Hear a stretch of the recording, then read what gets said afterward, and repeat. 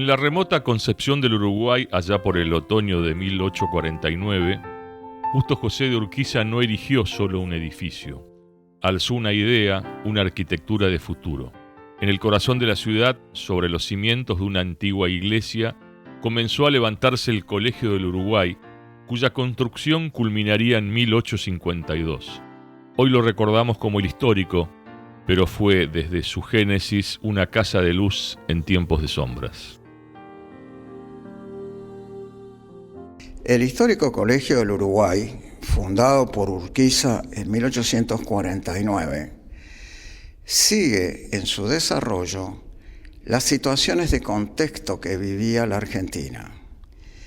Durante el pronunciamiento de Urquiza en 1851, Caseros, el Acuerdo de San Nicolás y la Constitución Histórica de 1853, el colegio funcionó como la matriz científica y tecnológica de un nuevo país.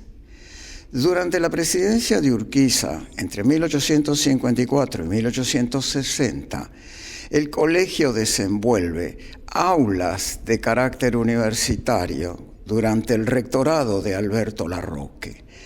Eso significaba que junto con la educación superior, el colegio desarrolló un espacio llamado internado. El internado era el alojamiento para estudiantes del resto de la Confederación. Por ejemplo, un tucumano como Julio Argentino Roca.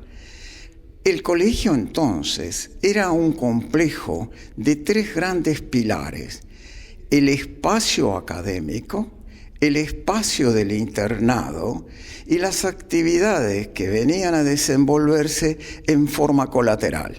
La primera, el aula militar, en la que se formó Roca. La segunda, el aula de jurisprudencia, donde se formaron los abogados. Destaco estas dos cuestiones porque siempre hay que recordar que la oposición de don Juan Manuel de Rosas a la sanción de una constitución era observar el carácter de pobreza que tenía la Confederación, la carencia de recursos militares y la ausencia de abogados.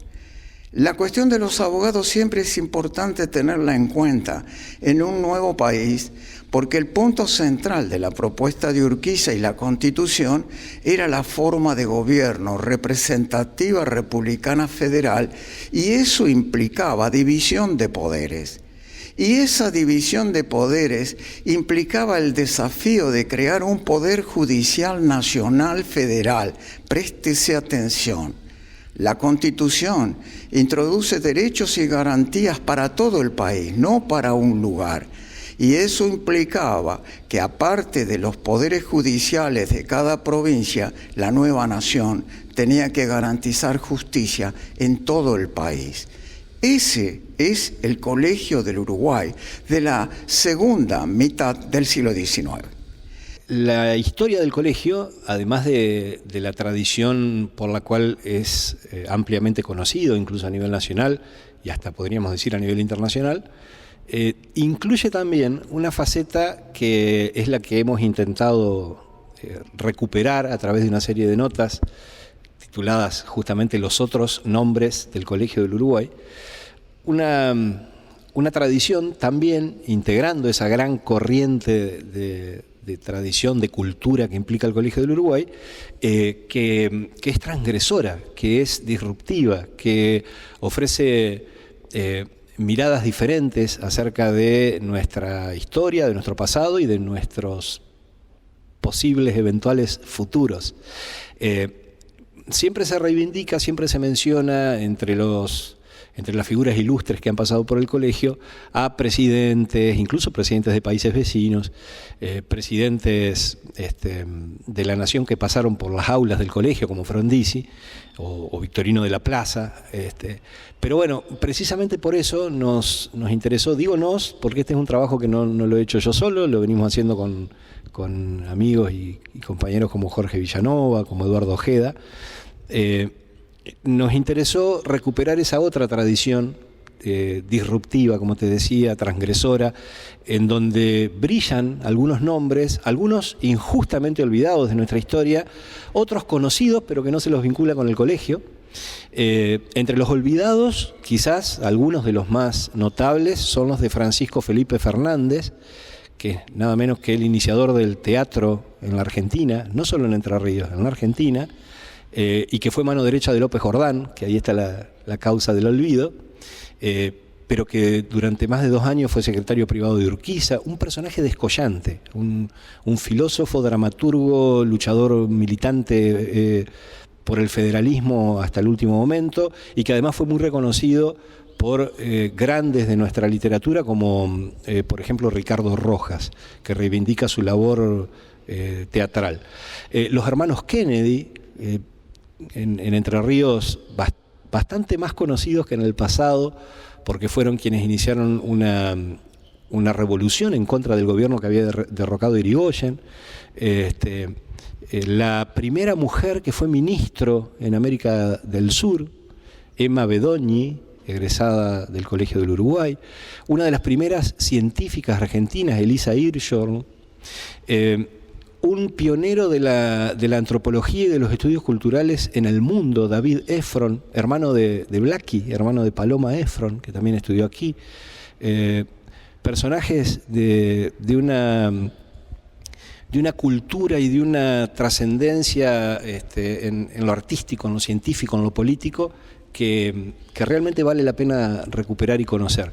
Quizá lo primero que se podría decir sobre el Colegio del Uruguay es que fue el primer colegio laico de la República Argentina, ¿no? Y entre otras muchas cosas que se podrían decir acerca de la relevancia que tuvo en el siglo XIX a partir de una genial inspiración de Justo José de Urquiza, es que yo tengo una especie de teoría propia, de tesis poco incomprobable y no formulada sin demasiado rigor académico, pero que me parece interesante de todos modos, es que uno podría rastrear los orígenes de la gestación de la Ley 1420 de Educación Pública, Laica, Gratuita y Obligatorio, aquella norma que permitió a la generación del 80 sobre fines del siglo XIX en la Argentina generar un sistema educativo junto con otras políticas públicas, por supuesto, ¿no? Un sistema educativo que, bueno, fue la base de un proceso de crecimiento de la Argentina, de integración al mundo, de integración de una población migrante que venía buscando a nuestro país libertad, pero también posibilidades de movilidad social ascendente. Y en eso el sistema educativo argentino fue casi un milagro, fue una proeza de integración social y de promoción del progreso económico y de la movilidad social.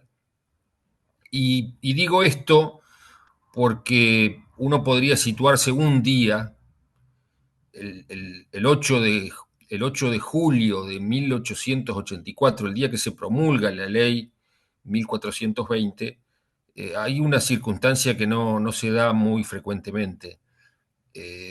Ese día, el presidente de la República, que firma obviamente el decreto promulgando esa ley, que era Julio Argentino Roca, un tucumano, su ministro de Justicia e Instrucción Pública, que también firma el decreto promulgando esa ley, era Eduardo Wilde, que había nacido en lo que hoy es Bolivia, en Tupiza. Fíjate que estoy nombrando todos provincianos, ¿no? El presidente de la Cámara de Diputados, donde se había debatido con mucha intensidad, con mucho ardor ese proyecto de ley, era Rafael Ruiz de los Llanos, un salteño, y el diputado que con más vehemencia y que con más lucidez había defendido el proyecto en la Cámara era un entrerriano, Onésimo Leguizamón. Y estos 4 provincianos tenían en común algo, que era haber sido alumnos del Colegio del Uruguay. Y entonces digo, hay algo ahí que parece que no es casual.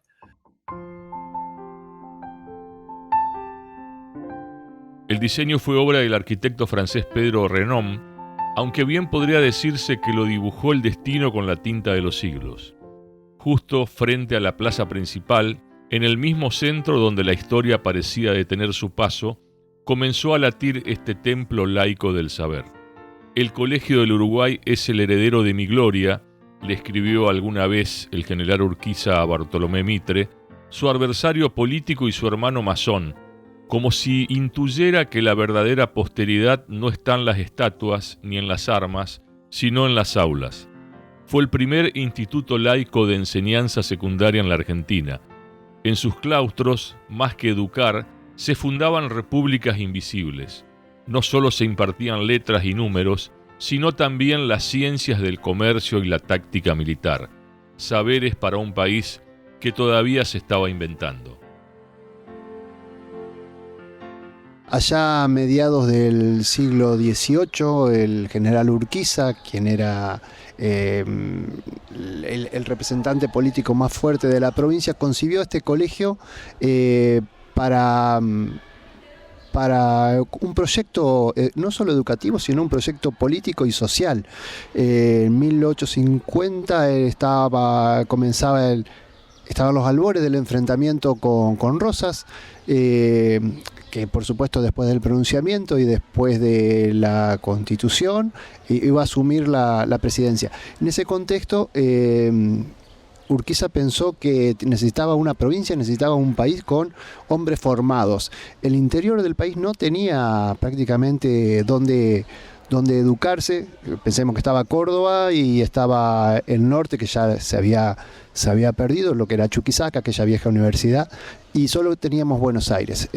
Urquiza pretendió formar una nueva generación de dirigentes políticos, sociales, jurídicos, que fue lo que logró. De alguna manera eso se va a consolidar 30 años después, con la generación del 80. Va a surgir una generación ahí formada en este colegio. Obviamente el nombre más representativo de esa generación va a ser Julio Argentino Roca, y en su gobierno lo acompañaron varios de los exalumnos que cursaron, que eran compañeros de él y que cursaron en estas aulas. Producida la situación de la finalización de la presidencia de Urquiza, hacia 1860, van a venir guerras civiles y guerras internacionales. La batalla de Pavón, el conflicto central entre Buenos Aires y la provincia, la presidencia de Mitre, y en la presidencia de Mitre la guerra de la Triple Alianza del Imperio del Brasil, el Uruguay y la Argentina contra el Paraguay. Terminada la guerra hacia 1865, hacia 1870, se va a producir la elección presidencial de 1868. Es en ese contexto donde gana la presidencia Domingo Faustino Sarmiento, derrotando a Urquiza, que el Colegio del Uruguay va a tener grandes cambios y serias dificultades. Quiero recordar que el magnicidio del 11 de abril de 1860 por la insurgencia jordanista y el aniquilamiento de Urquiza nos van a llevar a los ciclos de renovación presidencial. Sarmiento es sucedido por Avellaneda, y Avellaneda, en el marco de la deuda externa, cancela las becas que el gobierno nacional tenía en el internado del colegio, y el gobernador Febre hace lo mismo y cancela las becas provinciales. En consecuencia, se extingue por carencia de financiamiento el internado del Colegio del Uruguay. Una asamblea de estudiantes, el 14 de mayo de 1867, funda una sociedad de socorros mutuos llamada Sociedad Educacionista La Fraternidad, que hoy, 148 años después, tengo el honor de presidir. Bueno, en el siglo XIX los estudiantes del colegio fueron protagonistas de las grandes batallas políticas de ese tiempo, pero quiero traer una historia también que atravesó el siglo XX. Nuestros estudiantes fueron, por ejemplo, activos partícipes de la lucha de lo que fue la Laico Libre en 1958. El centro de estudiantes de este colegio coordinó las acciones en todo el país a favor de la educación pública, gratuita y laica. Pero también hay otra historia, que es la historia de quienes fueron estudiantes durante la última dictadura militar, pero sobre todo en la reapertura de la democracia, la conformación nuevamente del centro de estudiantes. Los centros de estudiantes durante la última dictadura fueron prohibidos, hubo egresados de este colegio que fueron detenidos desaparecidos de la última dictadura militar, pero ni bien se produjo la reapertura de la democracia, los estudiantes volvieron a organizarse.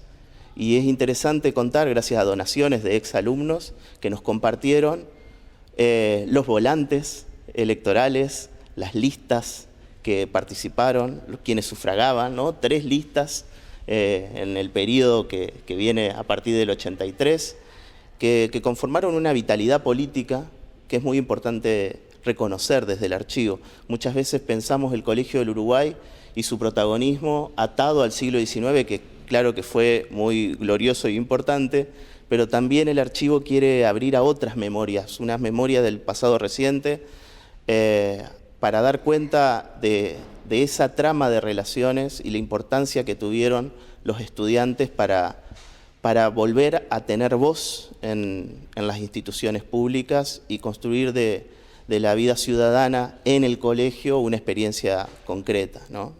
La relevancia del Colegio Superior del Uruguay trasciende más que nada en su importancia en el contexto histórico, en la formación de líderes, en la formación de ciudadanos y ciudadanas que son capaces de llevar un proyecto tanto de vida como institucional, como de país, y eso es algo que nos ha caracterizado de la vasta trascendencia de egresados que hemos tenido de esta alta casa de estudios. Por las aulas del Colegio de Uruguay caminaron, como presagios de la patria futura, los jóvenes que serían presidentes: Julio Argentino Roca, Victorino de la Plaza, Arturo Frondizi y también Benigno Ferreira, quien llegaría a ser presidente del Paraguay. Venían de todas las provincias y de países vecinos, atraídos por la promesa de un porvenir posible. Fue, y sigue siendo, un lugar de mezcla y amplitud. Diversidad geográfica, social, espiritual. Allí no se formaban alumnos, sino destinos. El Colegio del Uruguay vivió su época dorada bajo el rectorado del doctor Alberto Larroque, que no solo lo elevó a nivel universitario, sino que lo cargó de un aura casi renacentista. Y como una constelación que gira en torno a una estrella madre, nació junto al colegio una institución de leyenda, la fraternidad.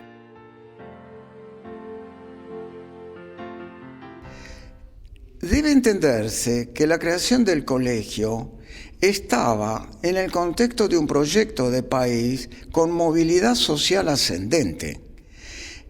En Urquiza, en la Constitución, en los presidentes fundadores de la Argentina del siglo XIX, y me animo a decir, en el conjunto de la vida del país, la educación tenía un rol de movilidad social ascendente de sus clases bajas y de sus clases altas.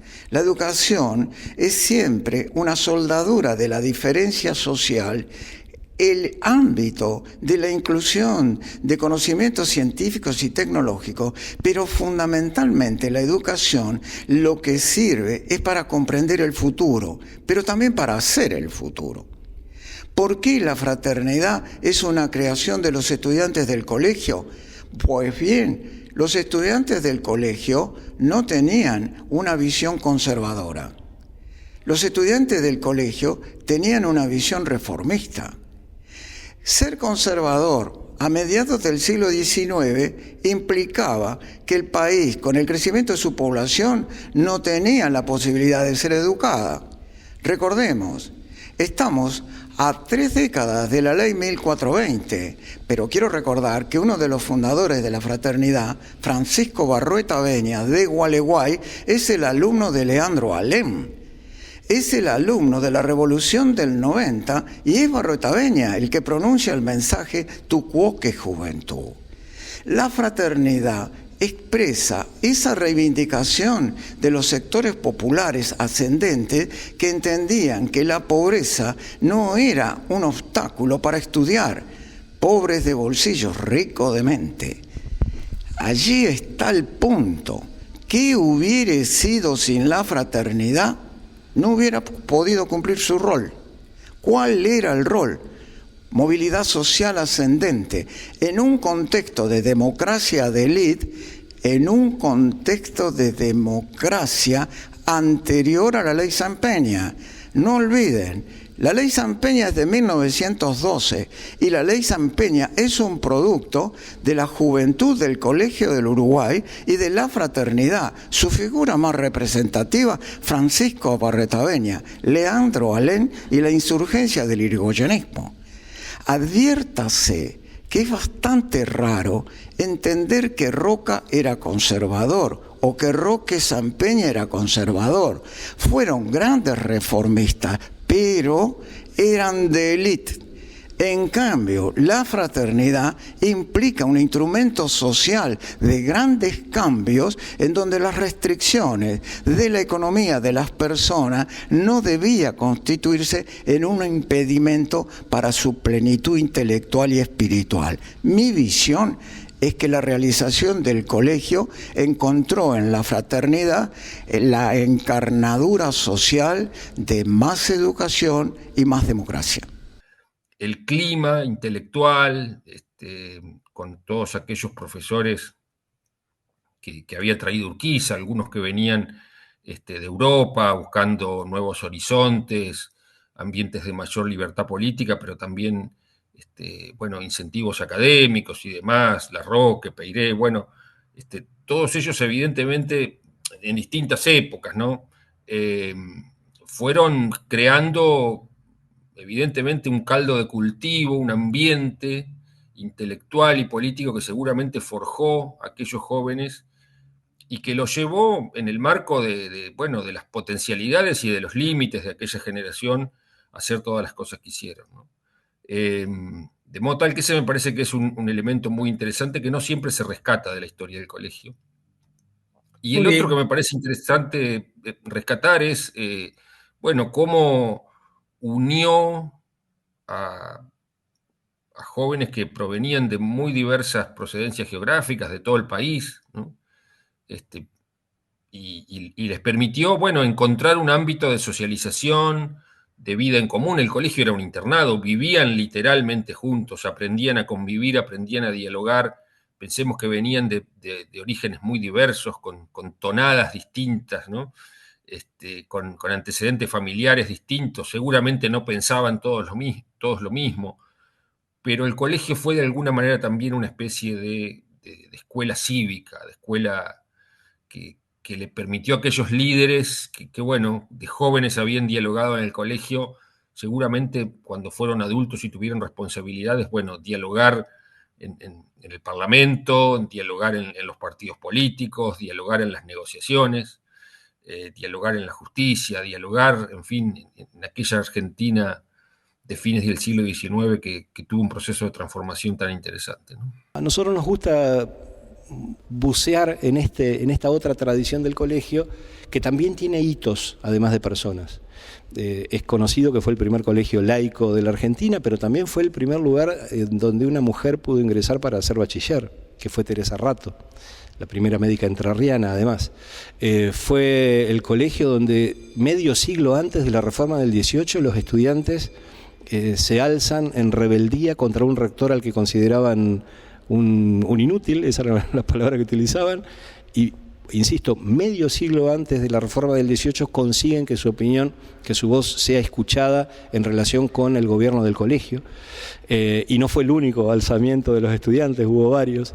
En fin, una serie de cuestiones que tienen que ver con esa otra tradición en la que seguramente tuvieron mucho que ver docentes que estuvieron en las aulas del colegio, como Alejo Peiret, que es homenajeado con su nombre en el salón de actos donde estamos en este momento, o el propio Alberto Larroque, rector de la época de oro, que con sus ideas de avanzada para la época probablemente influyeron mucho en quienes pasaron por esas aulas y y le dieron al colegio esa otra tradición en la que también se podría incluir a Olegario Víctor Andrade, entre muchos otros. Matías Betti, hay un montón de nombres muy valiosos, casi desconocidos y que valdría la pena recuperar no solo para la propia comunidad del Colegio del Uruguay, sino para todos los entrerrianos y entrerrianas como un patrimonio propio. Fundada en 1877 por estudiantes con alma de Quijotes, la fraternidad fue mucho más que un internado. Fue el primer refugio de América Latina donde los propios estudiantes ofrecían comida, cama y contención a los que venían de lejos, trayendo la esperanza en las valijas. Allí no se dormía, se soñaba, y tras muchos de esos sueños, luego gobernaron naciones. La relación fecunda entre el Colegio del Uruguay y la fraternidad me genera nombres inspiradores. Comenzaré por Bartolomé Vassallo, el joven de Gualeguay que hace su bachillerato en el Colegio de Urquiza y se transforma nuevo en un destacado médico cirujano. Bartolomé de Gualeguay, en la culminación de su vida, en su inmensa generosidad, habiendo sido un hombre de una gran riqueza, lega el campo El Sauce a nuestra institución, campo de 9.000 hectáreas que nosotros preservamos al sur del departamento Tala. Nombre inspirador. Nombres inspiradores. Nuestro primer presidente, Benjamín Subiaur, que es también, con el correr de los años, rector del Colegio del Uruguay, gran pedagogo y fundamentalmente un hombre que vinculó la educación física a la educación en general. Cuerpo sano, mente sana. Subiaur representó a la Argentina en los Juegos Olímpicos de París y nos deja el ingreso de la mujer a la educación con el caso de la célebre doctora Rato, de Concepción del Uruguay, bachiller del Colegio del Uruguay y una de las primeras médicas en el país. Un nombre inspirador, el gran maestro Subiaur, nuestro primer presidente y rector del Colegio del Uruguay. Menciono algunos al vuelo, pero hay muchos más, algunos muy especiales, como por ejemplo, siempre se menciona que Frondizi pasó por el colegio, pero no se menciona que sus hermanos también pasaron por aquí, y entre ellos Silvio Frondizi, que llegó a ser una figura, y que hoy es reivindicado, llegó a ser una figura en el campo de la filosofía, particularmente de la filosofía marxista, o personalidades como las de Mario César Gras, el gran historiador, escritor, reivindicado también recientemente. Se publicó una obra de su autoría, se volvió a publicar una obra de su autoría en Gualeguaychú. Mario César Gras fue uno de los pioneros del revisionismo histórico en la Argentina y tiene una obra, entre varias otras, una obra verdaderamente imprescindible que muestra las relaciones entre Rosas y Urquiza después de Caseros.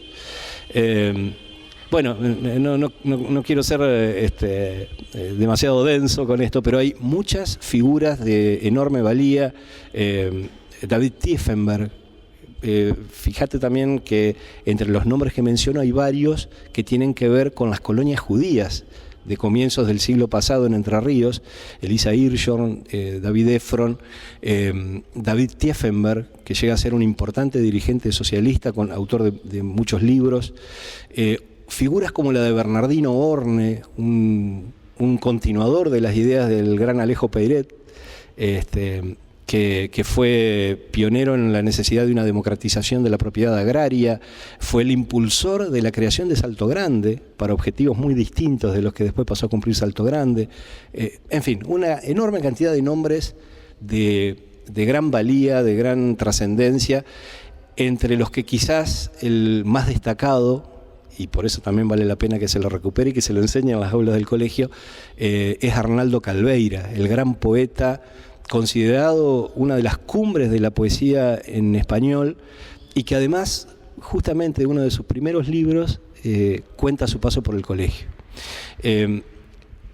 También hay que mencionar, como parte de esa corriente que podríamos decir transgresora, rebelde, que también se anidó en las aulas del colegio, y que entre otras cosas fue la razón por la que uno de los exalumnos más célebres, que en mi opinión no merecería más homenajes, que llegó a presidente, que fue Julio Argentino Roca, en 1880 elimina la carrera de Derecho del Colegio del Uruguay. El Colegio del Uruguay tendría una carrera más que centenaria universitaria si no hubiera sido por esa decisión de Roca, que es recordado como exalumno porque estuvo 2 años acá, pero no es recordado como verdugo del colegio, además de verdugo de nuestros pueblos originarios. Entonces, bueno, por eso nos gusta mostrar esa otra tradición rebelde, transgresora, disruptiva, tan valiosa. La primera farmacéutica argentina, me estaba olvidando, Sara Lebedinsky, perdón. Y por supuesto, en este punto también hay que nombrar que el Colegio del Uruguay tiene entre sus egresados a 8 personas que fueron víctimas del terrorismo de Estado en la Argentina, empezando por el primero de ellos, Chilo Zaragoza, que fue asesinado por la AAA antes del golpe de Estado, pero incluyendo una lista, un puñado de personas, 8 si no recuerdo mal, que pasaron por las aulas del colegio. Algunos tienen homenajes aquí, tienen placas que los recuerdan, que marcan incluso hay un par de aulas que llevan sus nombres.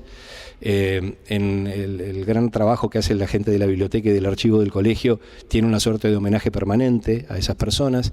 Por supuesto el colegio no era lo que era en este momento, pero una de las decisiones, creo, más acertadas de Urquiza fue en aquel momento concebir un colegio laico, sobre todo laico. Si bien había padres, había curas que enseñaban, la prioridad no fue esa, sino formar una dirigencia liberal, como en general eran la mayoría de los protagonistas políticos de nuestro país. De estas aulas surgen esos nombres orientados por Alberto Larroque, por Peiret, por diferentes profesores, muchos de ellos extranjeros, pero también se iban formando en las mismas aulas del colegio, como Leguizamón y otros más, que fueron modelando esa nueva manera de ver el país, que se estaba transformando en el contexto de integrarse al mundo. El país se integraba al mundo, el colegio se integraba al mundo, la provincia también. Entonces había una nueva manera de relacionarse. El colegio le permitió al país, a la provincia, al mismo Urquiza, gestionar nuevas relaciones mundiales, por así decirlo. Así que creo que ahí reside mucho la importancia de esos primeros años. Después el colegio fue evolucionando hacia otros lados también, que también fue aportando en otros aspectos. Otra estrella en este firmamento fue José Benjamín Subiaur, rector de Mirada Visionaria. Bajo su conducción, el Colegio de Uruguay se convirtió en faro continental. Hombres y mujeres de toda América Latina llegaban a nutrirse en sus aulas y partían de allí transformados como caballeros del saber, rumbo a destinos donde serían ministros, científicos, educadores, líderes. No es casual que los debates de la Ley de Educación Común de 1884 llevaran la voz de los laicos formados en este colegio, ni que en las primeras décadas del siglo XX sus egresados presidían repúblicas, dictaban cátedras, transformaban industrias, fundaban diarios o marcaban la historia con la pluma y la palabra. ¿Cuál es la importancia de la historia de la educación para nuestro presente? ¿Por qué necesitamos hacer memoria de la educación? ¿Qué nos aporta esos documentos que en principio parecen papeles viejos que quedan arrumbados en las instituciones? ¿Por qué las comunidades educativas necesitamos volver a esos orígenes institucionales, a esas marcas de la historia? Y diría que es no para pensar que todo tiempo pasado fue mejor.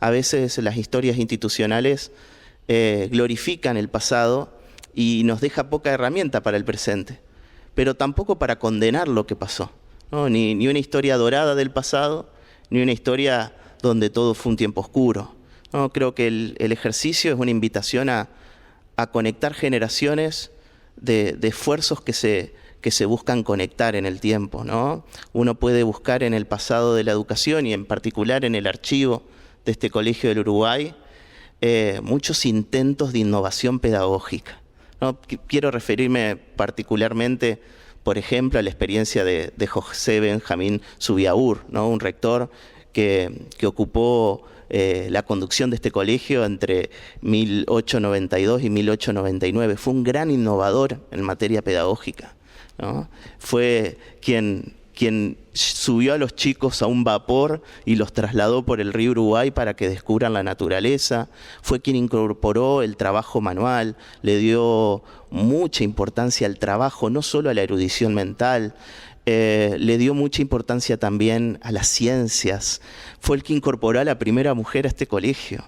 Y esas son marcas del pasado, pero son preguntas que todavía están abiertas en los proyectos de educación pública en nuestro país.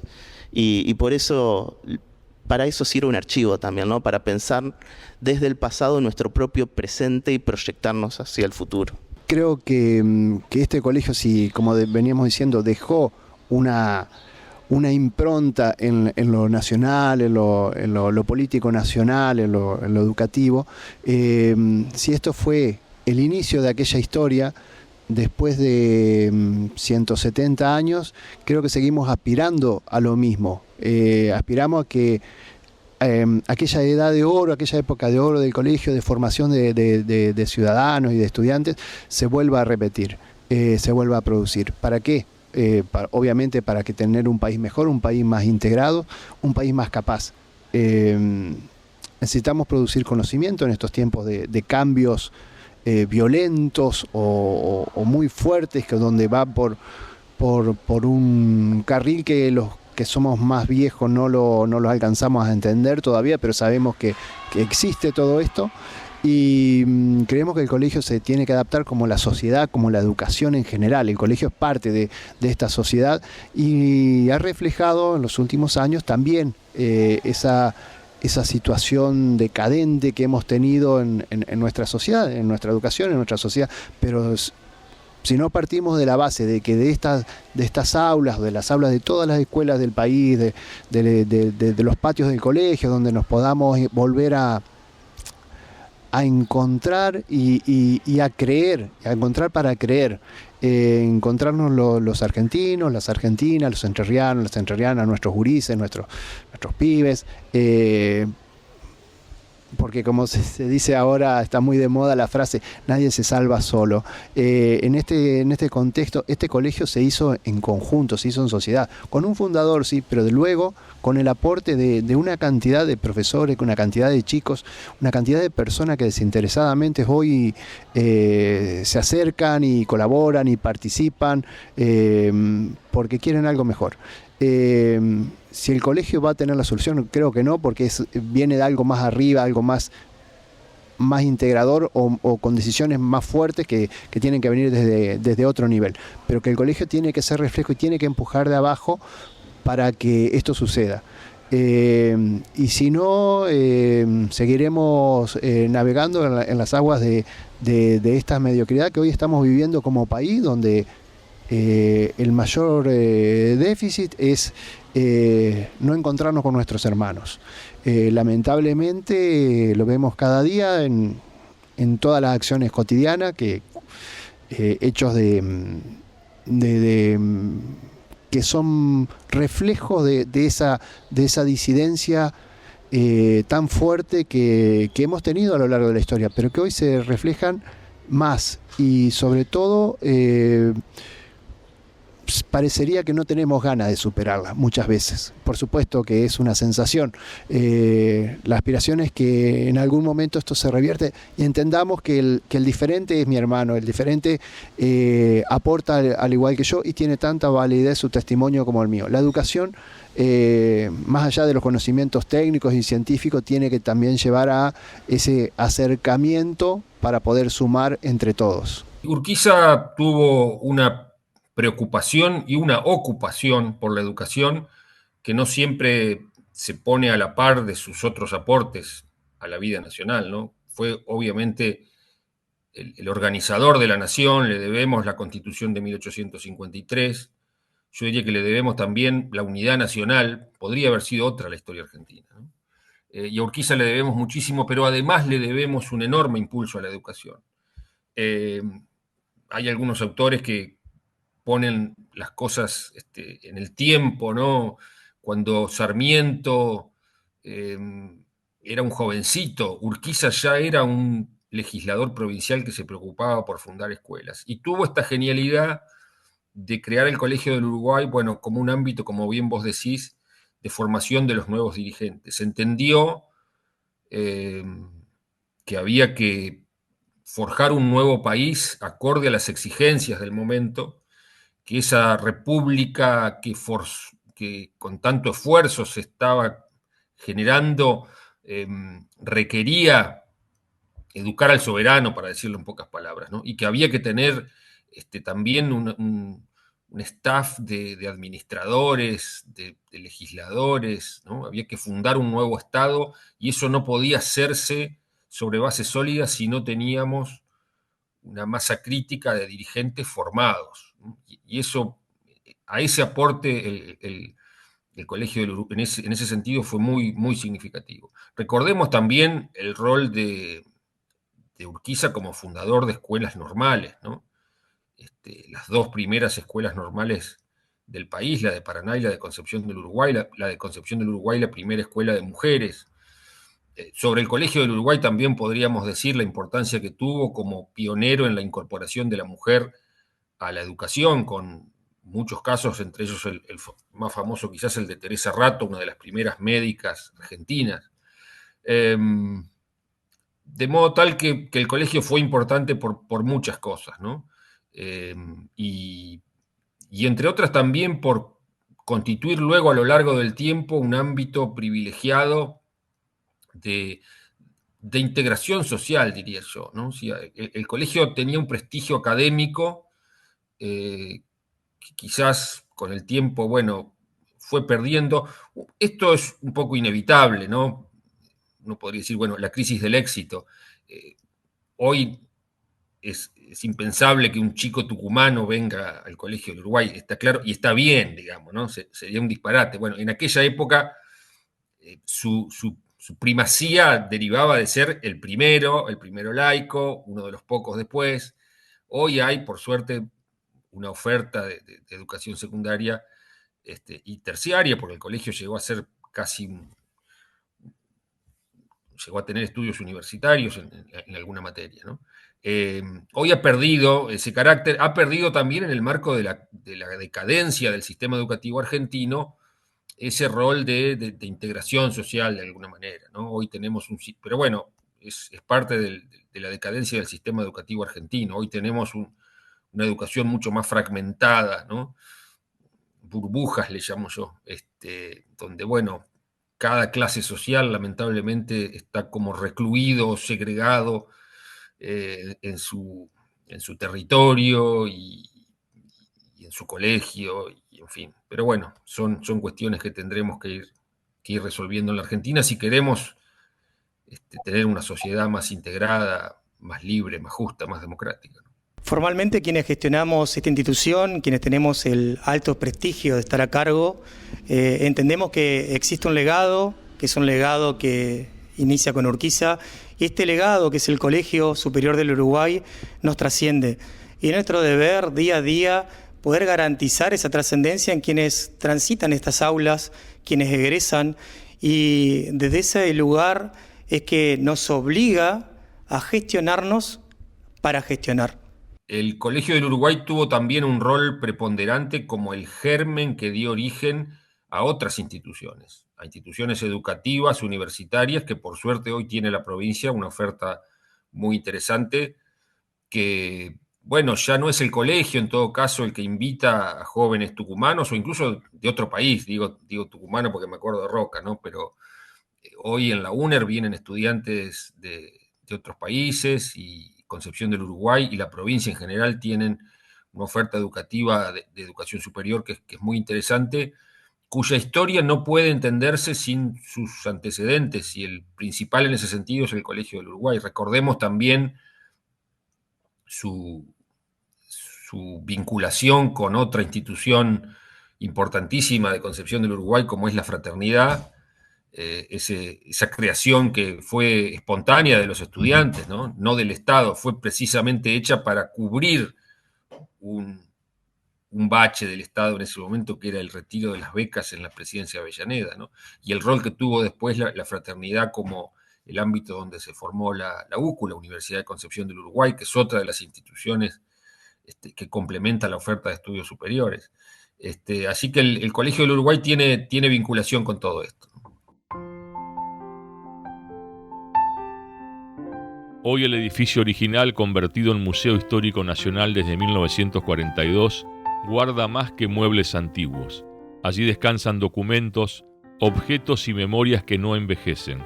Su biblioteca histórica es una Babel del conocimiento, un punto donde todos los tiempos confluyen, porque el Colegio del Uruguay no es un edificio, es una república de papel y tiza donde cada alumno que cruza su umbral vuelve a fundar la patria.